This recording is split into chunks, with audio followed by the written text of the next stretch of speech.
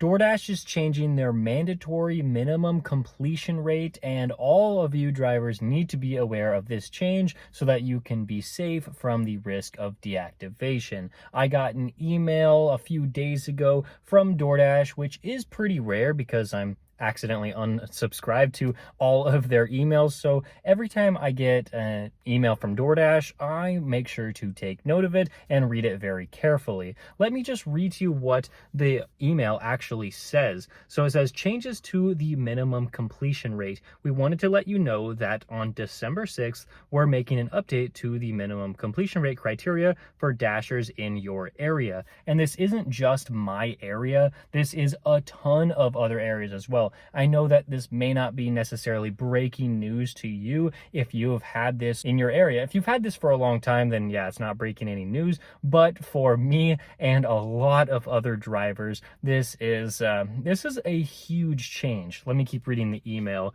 It says that starting on this December 6th, the minimum completion rate to remain active on the DoorDash platform will increase from 80% to 90%. This is something that I've known that DoorDash wanted to do for a long time, because obviously they want every order that the dashers accept to be delivered, and so it makes sense that they would want to do this, but going from a minimum completion rate of 80% to now 90% is a massive change. I know for a ton of people this really isn't going to make too much of a difference because you typically keep your completion rate pretty high. At least for me, I know that if I want to be a top dasher, which I'm not really going for right now, or if I want to be a part of the large order program, I need to maintain that minimum completion rate of 95%. So if you're one of those people that are invested in one of these two programs and you want to be a part of it, well, you already had to keep it above 90% anyway. I guess we do have a little bit of good news because we don't have to, like, if you're sitting at 82% completion rate, you don't have to get your completion rate all the way up to 90% in order to not get deactivated. DoorDash is going to reset your completion rate, and as of the day that I'm posting this video, your completion rate may have already been reset to 100%. That's what the email says. We understand this is a change to the completion rate requirement you're used to.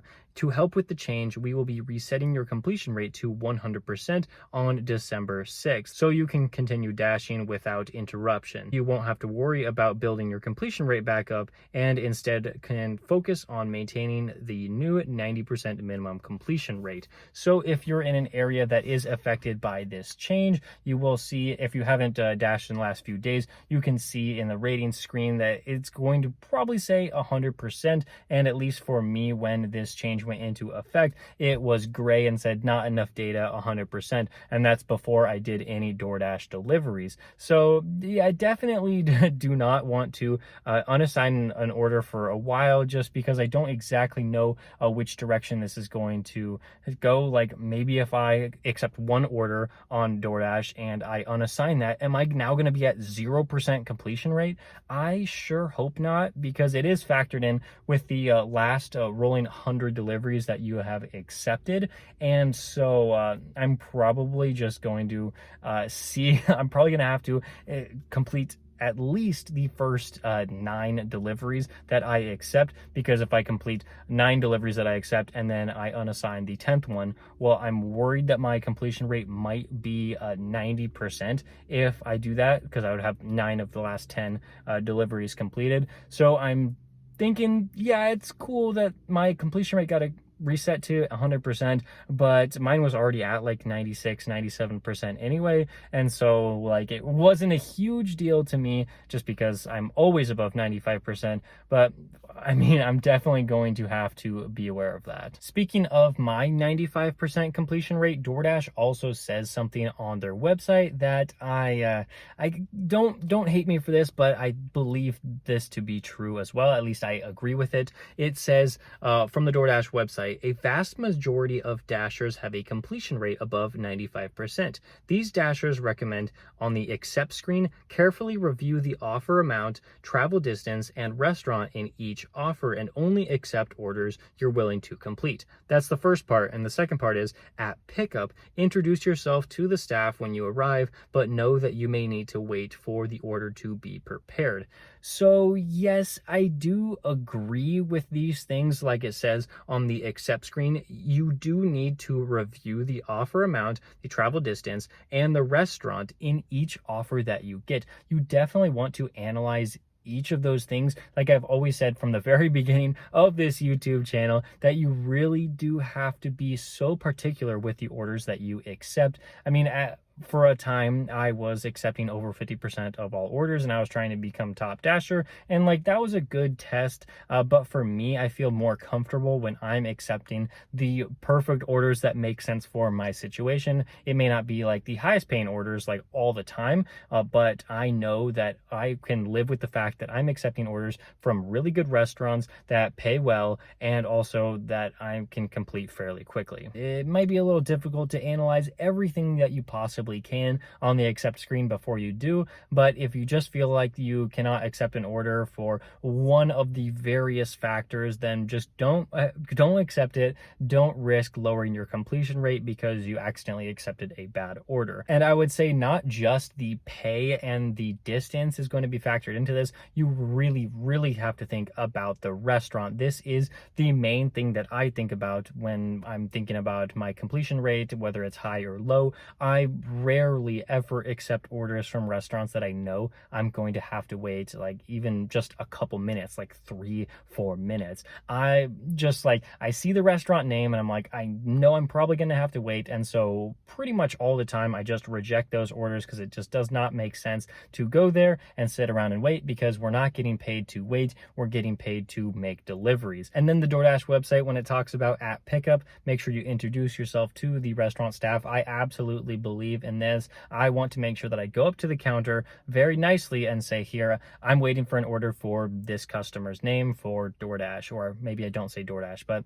either way, I just feel out the vibe and I say what I need to say so that I can get the food as quickly as possible, because I realize if I go to a restaurant that usually has the orders ready, it's just going to be sitting there waiting for me, and it might be behind the counter and I can't actually get it until I say I'm here for this customer. I see a lot of DoorDashers in my area. They just kind of like sit around and wait for somebody to acknowledge them. But no, I want to be assertive and extremely nice and courteous to the restaurant staff to make sure that I'm in and out of the restaurant as fast as possible. I don't want to be sitting around waiting, because like I already said, you don't get paid to wait at restaurants. You get paid to drop off the delivery. And now I want to say something that is going to be a negative, but we still have to be aware of it anyway. So once you're at a restaurant, you've accepted the order that you think is good, and you're at the restaurant waiting, and they're going to be like, oh, that's like a 10 to 15 minute wait. Like that completely stinks, and we don't want to fall into that situation, but it definitely happens to me a lot. You have a couple choices. You can unassign the order, or you can wait for the order,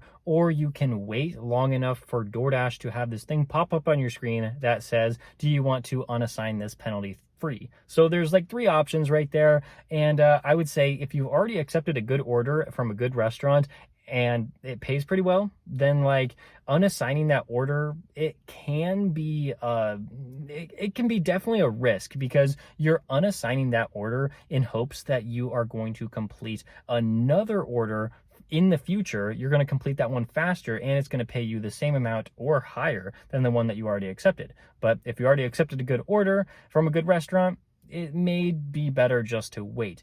Or what I do is I run multiple apps, like I have DoorDash and Uber Eats and Grubhub. And if I can get a better order from one of those other platforms, I might want to unassign the DoorDash order and go with like the Uber Eats order. It's something that you're going to have to keep in mind what you want to do. And so it's always like something that you have to calculate in your head. There's no right or wrong answer, but I would say for the most part, you may just want to stick it out and wait the 10 minutes until you get that DoorDash order, because you don't want to, like, you've already gone inside the restaurant, you're like turned off your car, gone inside, and you've already waited a couple minutes for them to tell you it's going to be 10 minutes. And are you really going to chance it with getting another order from another restaurant? You're going to have to get in your car and drive to that restaurant, and hopefully it pays the same or better. It may not. So I usually just wait. This is another thing that I would think, like, if I'm accepted a good DoorDash order, it's not the best, but it was good order and good enough for me to accept,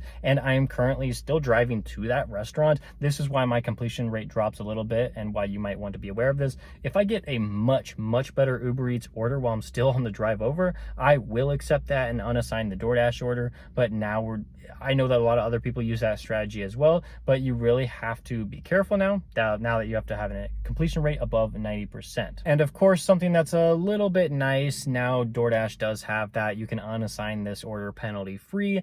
I don't know what it is about this thing. I don't actually think it's like as good as DoorDash maybe makes it seem, because every single time that I'm waiting like a really long time, I'll wait like 10 or 15 minutes, finally get the food, and then it seems like every time that I go to confirm the pickup, that's like after I get the food, then finally DoorDash puts that on my screen that, oh, you can unassign this. But I'm like, I already have the food. So I've never actually used that feature. I would like to try it out, but I've done so many deliveries that it's just like I walk out to my car, put the food in my hot bag, and I'm getting the car ready to drive and click confirm pickup. And then it's like, you can unassign this. Well, it's like, that point, I'm not even going to. So I really hope you enjoy this update video, a little bit of breaking news to your Dasher account, because I mean, like, going from an 80% completion rate to 90%, it's a pretty big deal, and I would hope that you would want to be aware of this change. So thank you so much for watching this video. If you want to download an app that is going to help you be more in control of your earnings and your expenses, so at least you can see them up front,